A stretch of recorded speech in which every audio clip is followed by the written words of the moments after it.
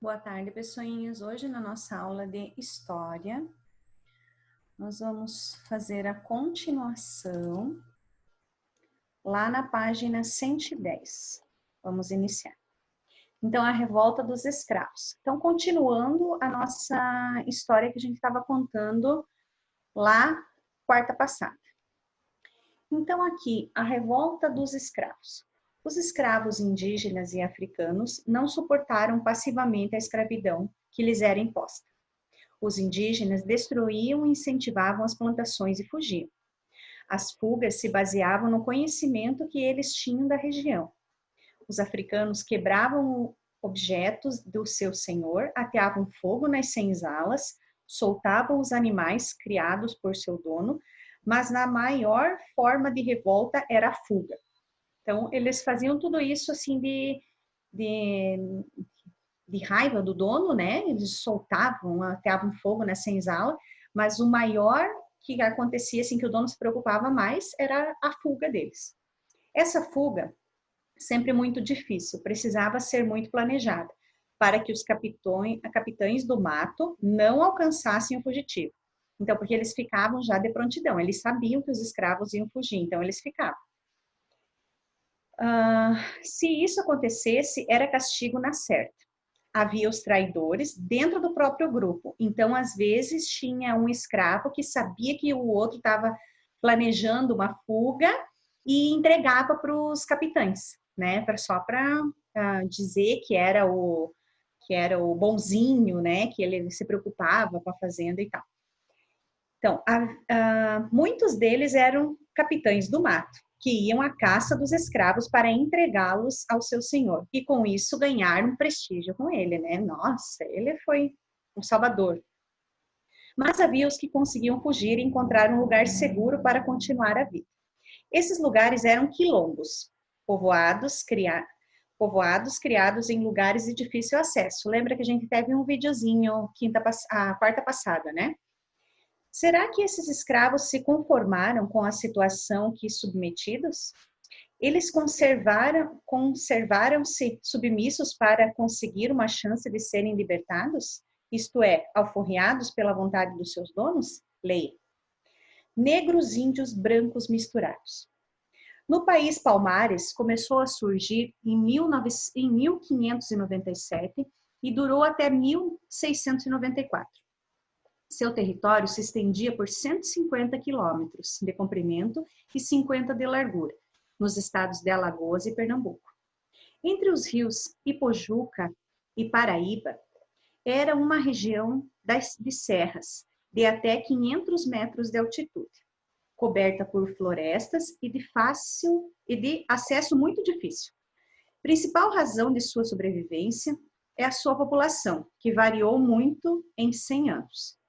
Os holandeses que dominavam Pernambuco de 1630 a 1654 reconheciam em Palmares duas povoações, com 6.000 habitantes no total.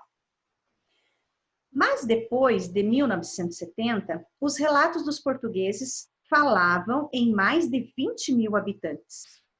No auge, Palmares teve 9 cidades, ou mocambos, que era o chamado, que eram cidades, né?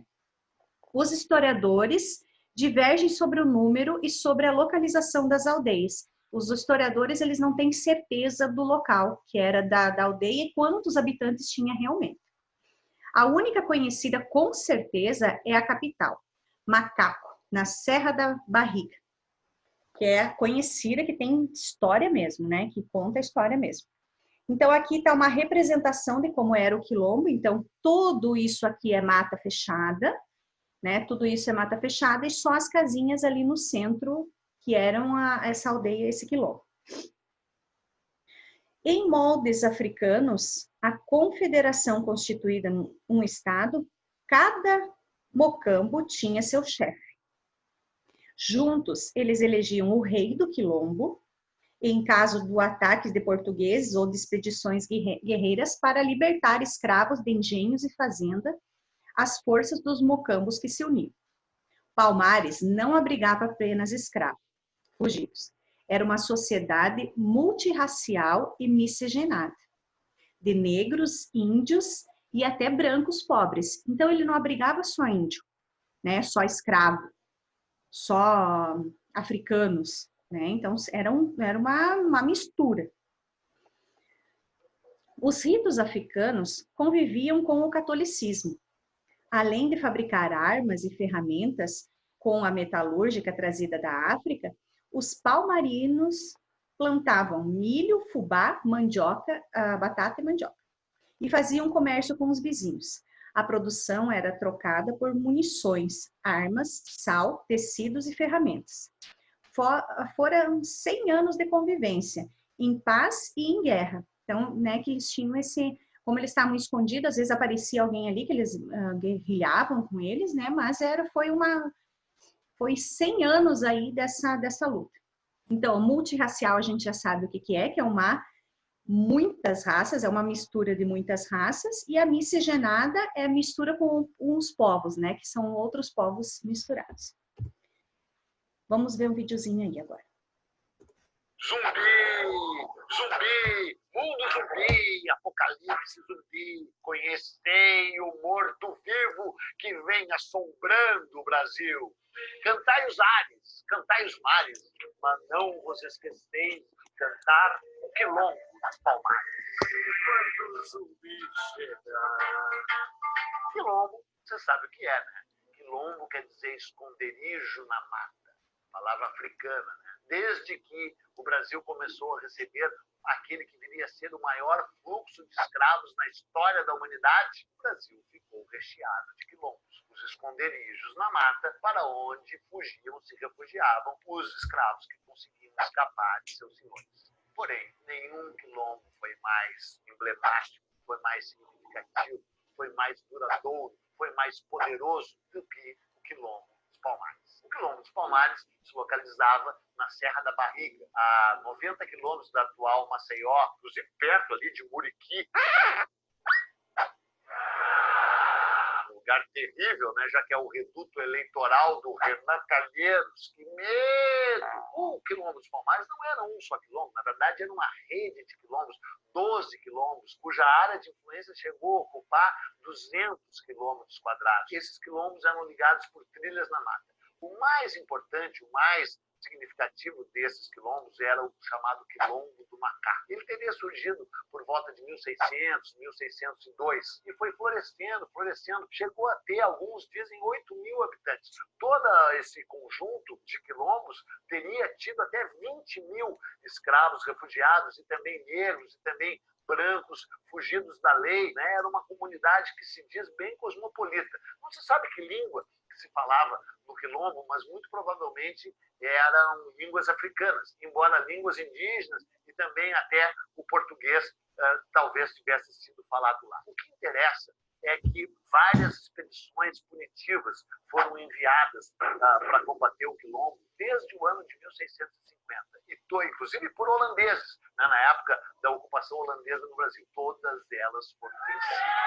Até que em 1678, quando era senhor desse quilombo, Ganga Zumba, que aliás quer dizer grande senhor, né? Alguns dizem que ele era filho de uma princesa do Congo, sei lá, porque, cara, tem muita mistificação, há pouca informação documental efetiva, né, sobre os acontecimentos envolvendo o Quilombo dos Palmares, com exceção, claro, da sua destruição, na qual chegaremos. Mas o fato é que, em 1678, o Ganga Zumba foi chamado para um encontro no Recife com o governador de Pernambuco. Ele fez uma entrada suntuosa, digna de um dignatário mesmo, de um senhor pelas ruas do Recife, e teria lá feito um acordo com o governador de Pernambuco, que estabelecia o seguinte: aqueles que haviam nascido no Quilombo dos Palmares seriam livres, mas aqueles que haviam fugido para lá retornariam aos seus antigos senhores. O encontro aconteceu, mas não há registro documental do acordo que teria sido feito. O fato é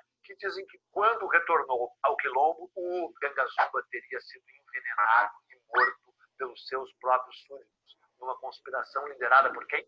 Liderada por quem? Pelo zumbi, cara. Quando o zumbi chega, a zumba é quem manda. Zumbi é senhor das guerras, é senhor das demandas. Pelo zumbi, que seria sobrinho, né? Seria filho da irmã do Gangazumba, portanto também diretamente ligado a essa suposta linhagem real dessa princesa congolesa que teria dado origem a essa família real que comandava o quilombo. O fato é que o Gangazumba morreu. E a partir de 1680, quem coordena, quem vira o chefe inconteste desse quilombo é o Zumbi, que de fato existiu. Há muita mistificação em torno dele, mas ele foi uma figura real. Ele teve existência concreta e palpável. E foi ele que resistiu ao combate, à ofensiva que viria a ser a ofensiva final, a derrocada dos quilombos, quando o bandeirante paulista Domingos Jorge Velho foi contratado a peso de ouro para, com uma grande tropa de mais de 6.000 soldados, atacar a Serra da Barriga. Da Barriga. Serra da Barriga seria bom, né? Mas não é barriga, Serra da Barriga, animal. Barriga. E a serra foi atacada, mais precisamente no dia 6 de fevereiro de 1694, o quilombo caiu. Mas o Zumbi conseguiu escapar. Escapou, refugiou-se na mata, né? E era muito importante, pela visão dos senhores de escravos, pela visão do poder estabelecido, que ele fosse capturado e morto. E ele acabou sendo traído, dizem que por um tal André Furtado, Antônio Furtado, nem se sabe direito o nome do cara, e ele foi capturado nos arredores da região da Serra da Barriga e morto no dia 20 de novembro de 1695, que depois, muitos séculos depois, viria a ser considerado o Dia da Consciência Negra no Brasil. Não é? E ele foi morto e decapitado. E a sua cabeça foi levada para ser exposta no Paço Central do Recife. Né? O texto diz o seguinte: para satisfazer os ofendidos e os justamente queixosos, e, acima de tudo, para atemorizar os negros que achavam que ele era imortal. Né? Então, já num depoimento da época, né, porque isso é um texto de 1695, se diz que os seguidores do Zumbi achavam que ele era imortal. Ou seja, isso já concede a ele essa aura que só viria crescer com o tempo, especialmente a partir do século XX, quando nos anos 50, 60 e 70 do século XX, o século passado, historiadores, especialmente historiadores de esquerda, começaram a criar um poderoso mito do Zumbi como um guerrilheiro, do Zumbi como um guerreiro invencível. Né? Edson Carneiro, grande historiador baiano, escreveu um livro lindo sobre o quilombo dos Palmares. Décio Freitas, meu amigo e conterrâneo gaúcho, escreveu um livro meio chutador, assim, que é um dos livros. Eu adorava o Décio, mas na verdade é o seguinte, cara, tem pouca prova documental, é um livro muito mais metafórico, é um livro muito mais simbólico do que realmente historiográfico, mas faz sentido, porque a gente precisa lembrar que o Brasil recebeu o maior número de escravos na história da humanidade, foi o último país digno do nome, né? Porque eu já disse aqui, o Brasil foi o último país do mundo a abolir a escravidão, daí uns comentaristas lá, não foi a Mauritânia. Eu estou falando de país, né? O último país digno do nome foi o Brasil a abolir a escravidão legalmente, falando em 1888. Então, é normal, é natural que o Zumbi se torne um símbolo de liberdade, de revolta, né? Mas é preciso separar o mito da história. E há muito mito em torno do Zumbi, embora ele de fato tenha existido. Uma das incongruências dessa história é que a primeira menção documental a existência do Zumbi foi feita por um senhor de engenho, baiano, Sebastião da Rocha Pita, que escreveu um livro chamado História da América Portuguesa. Né? Ele não diz nem Brasil, né? O nome América Portuguesa já é bem revelador, na qual ele saúda o fim tão glorioso quanto útil do quilombo dos Palmares. Né? É a primeira menção efetiva e documental à existência desse quilombo, que simbolizou e simboliza a luta pela liberdade. Não só a luta do negro pela liberdade, claro que principalmente a luta do negro, mas a luta do índio, a luta dos desvalidos, a luta de todos aqueles que não acreditam num mundo onde haja escravidão. E hoje, o local onde era o quilombo está lá. Sugiro que você vá visitá-lo. Vai no município de União de Palmares e sobe um local extraordinário, mágico. Claro que não é assim, né? A vibe mais leve do mundo, né? A vibração é tensa, é intensa, mas é um lugar incrível Eu tive lá, o Quilombo foi, inclusive, passou por escavações arqueológicas patrocinadas pela National Geographic nos anos 1990, onde se descobriu muita coisa realmente documental sobre esse Quilombo. Mas o que interessa, e assim encerro esse episódio, não é tanto a existência real do Quilombo dos Palmares, é a existência simbólica do Quilombo dos Palmares por todos aqueles que acreditam na liberdade do ser humano e na destruição daqueles que acreditam que podem ser senhores de outros humanos. Ah, que episódio político! É isso aí, falou. Então... É isso, né? Então, como ele mesmo falou aqui, não tem um documento histórico que prove tudo isso que foi falado. Não tem não tem fotos, não tem uma carta desse que realmente existiu esse Quilombo do Palmares, né? Então, mas é tudo o que ele foi juntando com os fatos históricos para tentar movimentar, mas não tem uma coisa concreta, não tem uma prova concreta, né? Mas é um dos mais famosos, né? A gente sempre ouve falar disso. Vocês vão ouvir falar há muito tempo, quando forem estudando para as outras séries, vão falar desse Quilombo do Palmares também ainda.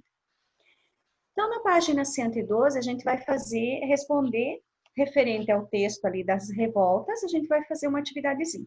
Então, compare a planta do Quilombo de Palmares com a foto de uma aldeia africana, lá nas páginas 96 e 111. E assinale a alternativa correta. As moradias são parecidas e não seguem um planejamento na distribuição das casas? As construções de Palmares não se assemelham às aldeias africanas? Só tem uma certa dessa, tá? As fugas de escravos, na número 2, quase sempre eram publicadas em jornais. Leia um anúncio de jornal do século XIX, converse com seus colegas e professor e complete as frases. Então, 50 réis, né, 1000 réis, que era na época, né, de gratificação. Fugiu de Francisco Antônio Ribeiro, de sua chácara do Rio Comprido, na vila de Serra, com uma escrava de nome Benedita, altura baixa, cor de formiga, com 2 dentes tirados na frente, com uma cicatriz debaixo do queixo, muito civilizada, e com o dedo da mão direita aleijado, por ter sofrido um paraninso, desconfia-se andar pelos sertões da mesma vila ou por essa cidade, procurando essas pessoas que costumam dar asilo e a escravos fugidos, para os comprar por força e troca do barato. Então, ali, a notícia, do que a notícia trata? Do que essa notícia trata ali? Quem que fugiu? Né? Então, vamos colocar. As pessoas citadas na notícia são quem? Quem que foi o nome ali, duas pessoas que foram citadas nessa notícia? Quem são? Coloca ali. Título da notícia. E copia o trecho da notícia que mais chamou a sua atenção. Então, você vai ler ali a notícia e uma coisa te chamou a atenção. Nossa, vai colocar ali. E ali tem 50, que é a quantia ali em dinheiro, ela lia-se 50 mil réis. Muito civilizada, quer dizer que é muito educada. Paraninso, o nome correto é panarício, ou panariz. Refere-se a uma inflamação dos dedos, geralmente na raiz das unhas. Né? Isso é que tinha, né? Troca do barato é por preço inferior. Então, daí vocês vão ler ali e vão colocar o trechinho que vocês gostaram, que chamou mais atenção. Então, ali, vamos ler um pouquinho dessa biografia de Zumbi, né, de Palmares, que é o líder do Quilombo. Quem foi Zumbi dos Palmares? São poucos os dados bibliográficos, como a prof já falou, do último rei dos Palmares. Zumbi nasceu no próprio Quilombo, mas foi capturado pela expedição de Brás da Rocha Cardoso em 1655, ainda muito pequeno. Foi criado pelo padre Antônio Melo e batizado com o nome de Francisco. Aprendeu português e latim. Zumbi não aceitou a escravidão e fugiu. Viveu em Palmares, ajudando na construção e na organização do Quilombo. Tornou-se o mais importante líder. Em 1694, o Quilombo foi atacado. Zumbi resistiu junto com seus homens. Alguns historiadores chegam a afirmar que ele teria cometido suicídio, jogando-se de um penhasco para não voltar a ser escravo. Outros afirmam que Zumbi foi ferido e continuou a lutar pela liberdade do seu povo, até ser traído por um companheiro e morto em 20 de novembro de 1695, em uma emboscada, uma armadilha, né? Então, tá vendo? Uns historiadores falam que ele se jogou do penhasco para não voltar a ser escravo quando o quilombo foi invadido, e outros afirmam que ele foi ferido nesse ataque, quando o quilombo foi invadido, e seguiu ali defendendo, lutando pelo seu povo, mas foi traído por um dos seus, né? Um dos seus companheiros. A gente não tem certeza mesmo, né? Então, o que vocês vão fazer?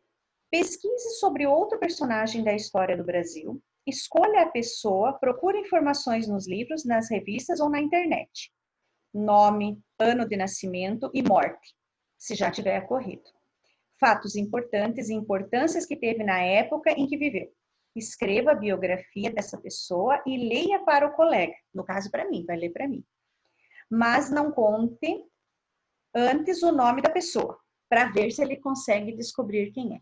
Então, vocês lendo todas as histórias que a gente viu aqui atrás, do quilombo, dos senhorios ali, tem vários nomes que dá para a gente procurar, né? Dá para procurar ali quem que era o Brás, né? Quem que foi o Brás da Rocha Cardoso, quem que foi o Rugendas, que a gente já viu um pouquinho dele lá, e vão escrever como se fosse uma biografia, como a gente leu aqui. Fulano de tal nasceu em tal lugar, morou em tal lugar, foi criado tal. É isso que a prof quer que vocês façam, no caderno de história. Ok? Qualquer dúvida, manda mensagem. Mais um videozinho aí para vocês. O processo foi muito rápido. Em maio de 1888, o governo apresentou o projeto de lei que abolia a escravidão no Império, o Senado e a Câmara discutiram e aprovaram a proposta e a princesa Isabel colocou sua assinatura na célebre Lei Áurea. Antes disso, porém, várias iniciativas haviam questionado a realidade escravocrata do Brasil. Neste vídeo, vamos conhecer os principais eventos que antecederam a abolição da escravatura no país. Em 1823, durante a elaboração da primeira Constituição do Brasil, o deputado José Bonifácio de Andrada e Silva propõe que a Carta Magna acabe com a escravidão no Império. Mas a ideia não vinga, tampouco a Assembleia Constituinte, que é dissolvida por Dom Pedro I, sem conseguir aprovar a Constituição. Para reconhecer a independência do Brasil, o Reino Unido impõe uma série de exigências, como a eliminação do tráfico de escravos. Em 1826, os dois países assinam um acordo com essa previsão. A lei correspondente vem em 1831 e fica conhecida como Lei Feijó, mas acaba virando letra morta. Incomodado com um pouco o caso do Brasil, o Reino Unido cria em 1845 uma lei que lhe dá poder para aprisionar qualquer barco negreiro que estiver navegando em águas internacionais. Sob pressão, o Brasil aprova em 1850 a Lei Eusébio de Queiroz, finalmente reprimindo de fato o tráfico de escravos. Em 1864 tem início a Guerra do Paraguai. Diante da falta de voluntários, os escravos são empurrados para lutar no país vizinho. Quando voltam, ganham como prêmio a liberdade. A sociedade então começa a questionar a escravidão. No fim da guerra, além disso, surge uma contradição. Vitorioso, o Brasil escravocrata obriga o Paraguai derrotado a abolir a escravatura em seu território. Em 1871, entra em vigor a Lei do Ventre Livre, também conhecida como Lei Rio Branco. A norma estabelece que todos os filhos de escravos nascerão livres. A ideia do Império, com isso, é fazer uma abolição lenta, gradual e segura. Sem mais nenhum escravo novo a partir de então, o Brasil naturalmente deixaria de ter escravos por volta de 1930. 14 anos depois, em 1885, é aprovada a Lei dos Sexagenários. Também chamada de Lei Saraiva-Cotegipe, a norma prevê que todos os escravos obterão a liberdade assim que chegarem aos 60 anos. Trata-se de mais uma lei que busca a abolição gradual, sem choque para os grandes fazendeiros. Em 1887, o presidente do Clube Militar e futuro presidente da República, Deodoro da Fonseca, escreve à princesa Isabel pedindo que os soldados do exército deixem de ser destacados para capturar negros fugitivos. Deodoro argumenta: impossível, senhora, esmagar a alma humana que quer ser livre. Em maio de 1888, a princesa Isabel discursa para deputados e senadores. A extinção do elemento servil é hoje a aspiração aclamada por todas as classes. Confio que não hesitareis em apagar do direito pátrio a única exceção que nele figura em antagonismo com o espírito cristão e liberal das nossas instituições. Dias depois desse discurso, a Câmara e o Senado aprovam a abolição da escravidão, sem nem um centavo de indenização para os proprietários.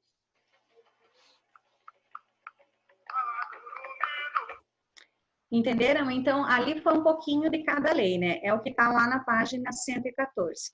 Então, as leis abolicionistas. Vários movimentos em defesa da libertação dos escravos partiram também de autoridades e de pessoas livres, chamados de abolicionistas, em defesa da libertação. As leis foram aparecendo, originadas por necessidade e interesse na época. Então, em 1850, como ele falou, a Lei Eusébio de Queiroz. Ela proibiu o comércio de escravo no Brasil.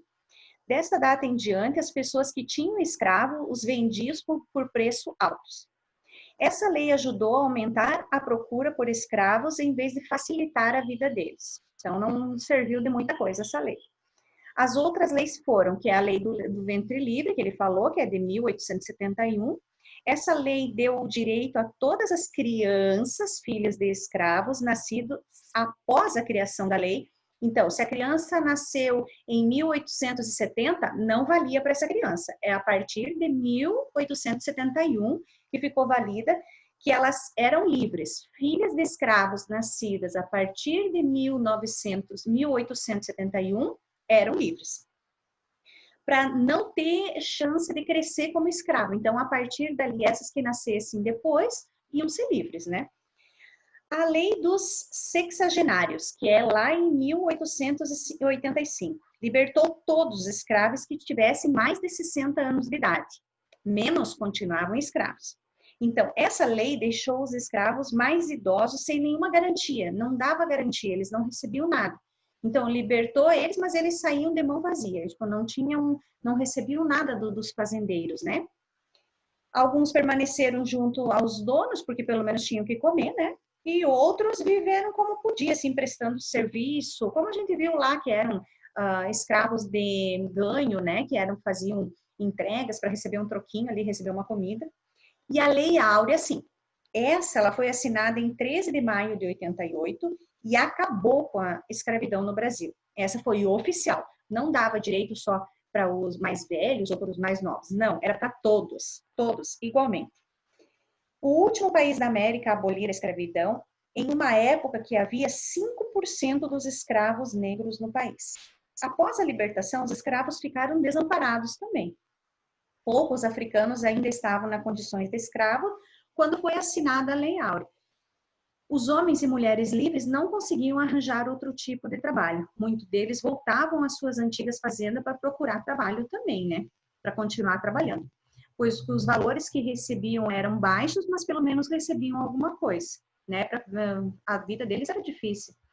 Parte do grupo foi viver nas cidades e morar em locais precários, que era lá, né? Faziam a casa em qualquer lugar lá que conseguisse morar. Os donos de escravos revoltados com a lei não ajudaram seus antigos trabalhadores. Pelo contrário, criaram condições ainda maiores e dificultaram a colocação dessas pessoas na vida profissional. Quando foi votada a Constituição de 1891, os escravos foi negado o direito do voto, eles não podiam votar. Como eram as mulheres também que não podiam votar, então os escravos também não podiam. Era um dos direitos do cidadão. Esse artigo dizia que o voto não era permitido aos analfabetos. E essa era a situação de todos os escravos, né? Que ganharam a libertação, porque eles não tinham estudo, né? Passaram a vida inteira trabalhando, então eles eram analfabetos. As consequências de longos anos de escravidão resultaram em dificuldades para os africanos e seus descendentes. Eles foram forçados a viver em uma sociedade que não lhes recebeu o valor. O movimento para a liberdade, de fato, está acontecendo em nossos dias. As manifestações de grupos da sociedade, as novas leis que foram recuperando a história e a cultura desse povo, que já vêm sendo aplicadas, assim como o novo caminho da verdadeira libertação já começou. Você sabe que hoje a Lei 10.639 de 2000 exige que os alunos estudem História e Cultura afro-brasileira e africana nas escolas públicas e privadas de todo o Brasil? Porque como era a maioria era de brancos, eles não queriam que se estudasse essa cultura afro-brasileira e africana. E a partir dessa lei de 2000, do ano 2000, que foi incluído na escola. Ali embaixo tem para você ligar. Então, cada lei você vai ligar onde que está a parte certa. Lê lá, se não sabe, faz ali. Facinho.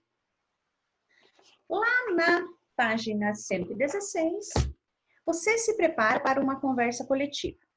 A vida dos afro-brasileiros e afrodescendentes hoje tem um novo futuro. São muitas as conquistas para esse povo tem feito na defesa dos seus direitos de cidadãos. As vitórias estão refletidas nas mudanças que as leis têm trazido para eles.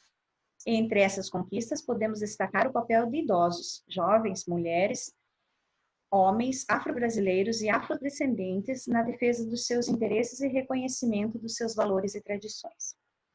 Somos hoje um povo que tem orgulho da nossa história. Temos orgulho da nossa cor, dos nossos traços físicos, temos orgulho dos nossos avós, bisavós, tetravós, que prepararam essa vitória para nós. Temos orgulho dos nossos deuses, temos orgulho de nossos heróis, os heróis de todos os dias dessa luta. As condições atuais de luta já estão refletidas nas novas leis. Hoje a cultura africana tem seu espaço nos livros e nas salas de aula. Hoje as comunidades de quilombolas estão lutando pelo direito às terras. O que faz ser um povo respeitado? Pense para dar sua opinião aos colegas.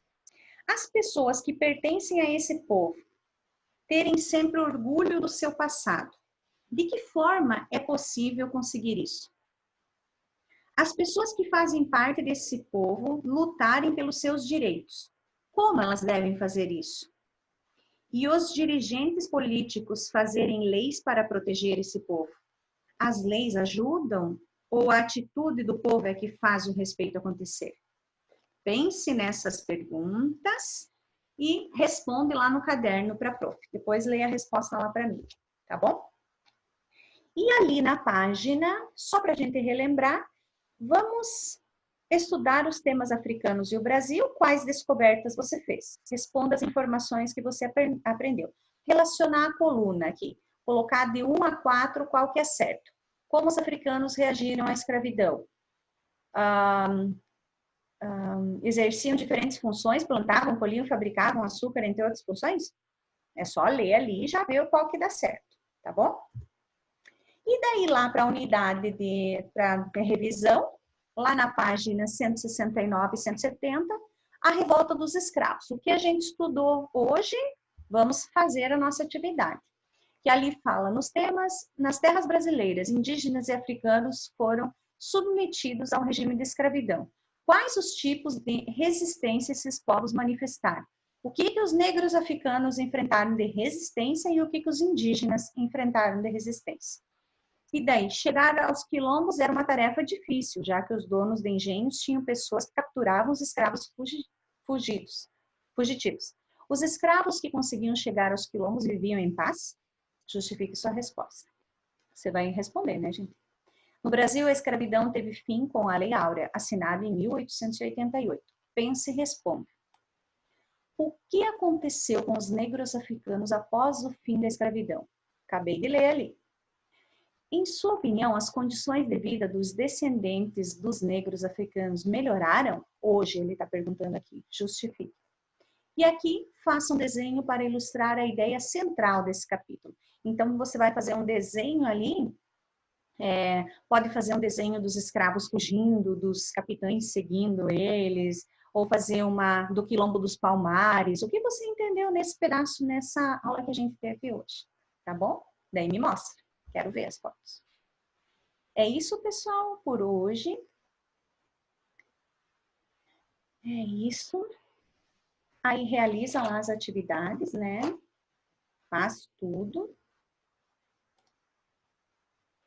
Manda mensagem para a prof, faz lá, pensa naquelas perguntas que a gente fez ali lá na página 116 e responde cada pergunta com um textinho bem legal lá, tá bom? E é isso, fiquem bem. Até amanhã.